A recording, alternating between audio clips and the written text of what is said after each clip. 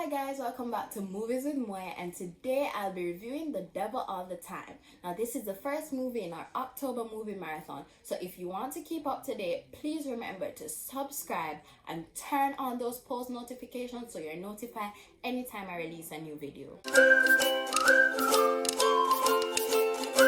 Okay, now let's get into the review. Now I know many of you clicked on this video because you saw the thumbnail and you're like, finally a good Netflix movie. I have to say this, right?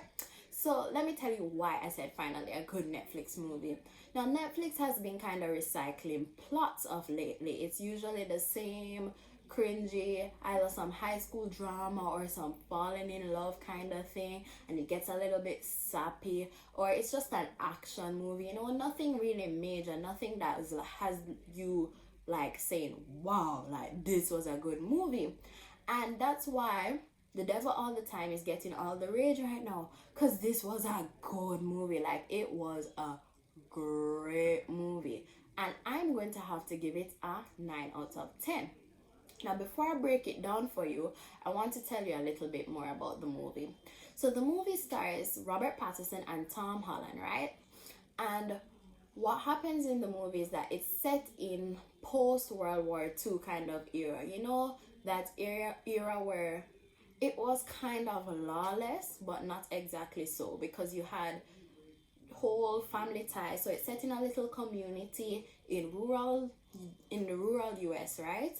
And everybody's kind of connected by family ties. People were going off to war, people were going to Vietnam. So, you know, it was that kind of vibe, that little post-Hitler kind of vibe, where things weren't necessarily controlled by law, so everybody was taking matters into their own hands. So let me tell you why I said that, because you will see throughout this movie a lot of people taking matters into their own hands, and that's what makes the movie what it is, right?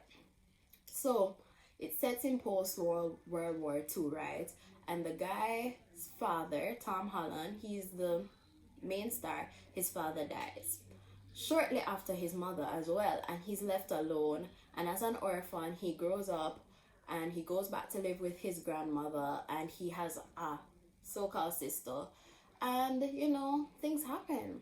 But that's just me telling you a little synopsis without getting into too much detail.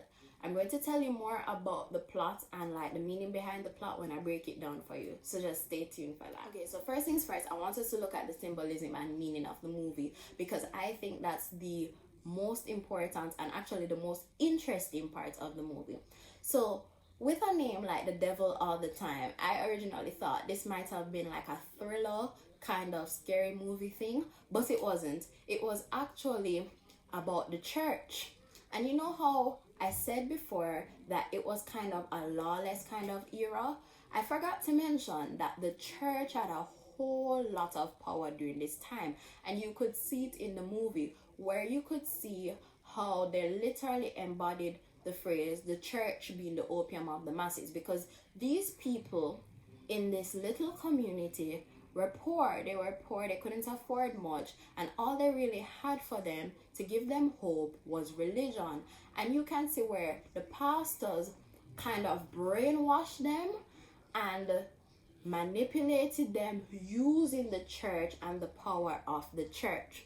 Now the star Tom Holland, because of what happened with his mother and his father, he's kind of iffy about the church, right? And he realizes that, hey, maybe this church thing, this Christian thing is not the best thing for him. But at the same time, he still respects the beliefs of his family members, and he supports them with their whole belief in the church, right? But yeah, as I said, this church thing, not very good. And you see it throughout the movie where the pastor is corrupt, the whole church is corrupt, and they don't really care. They're just manipulating these people, giving them hope through the form of God, when really a lot of them are crazy. They're just extremist kind of religious, radical religious people, and you see that throughout the movie. And the next thing I want to look at is the cinematography. So as I said, you could easily pick up the setting of this movie. Like, the filming was great.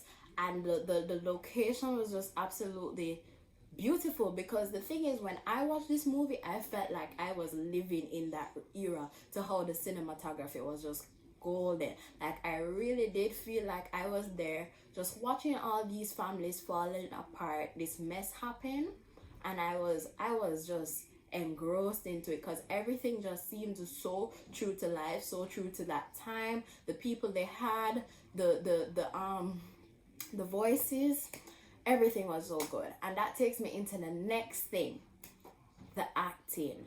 Like, wow. Like, I hated everybody in that movie in terms of as the characters, not the actors themselves. Like, I hated the characters because they were so good at what they did that I was just annoyed by every single one of them, except for Tom Holland, because he was the only one with a little sense, you know, the only one that the church didn't completely brainwash, right? But let's us take a moment to highlight Robert Pattinson. Like, moments of silence for Robert Pattinson. He was absolutely beautiful. He killed it. Like, I'm bringing him up because I find that people who watch Twilight have a hard time accepting the fact that he's an actual actor with range, and he's good at what he does, and he deserves his credit.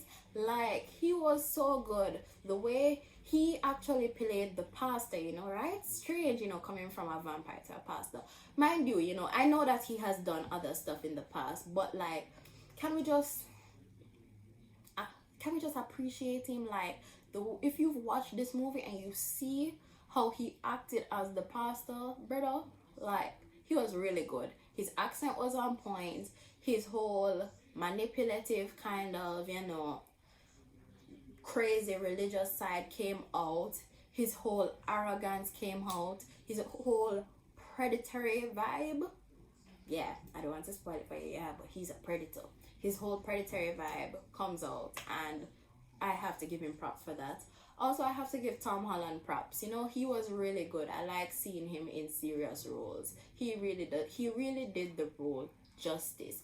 And then everybody in between was great as well. They all really embodied what they were supposed to be. So with all of that said, I have to say the meaning and the symbolism of the plot, the acting and the cinematography of The Devil All the Time is what made this movie really great for me, and is why I'd have to give it a 9 out of 10. So please remember that we're still on our October movie marathon, so don't forget to subscribe for all your regular updates, and follow me on Instagram at Movies with Moya. Thanks for watching.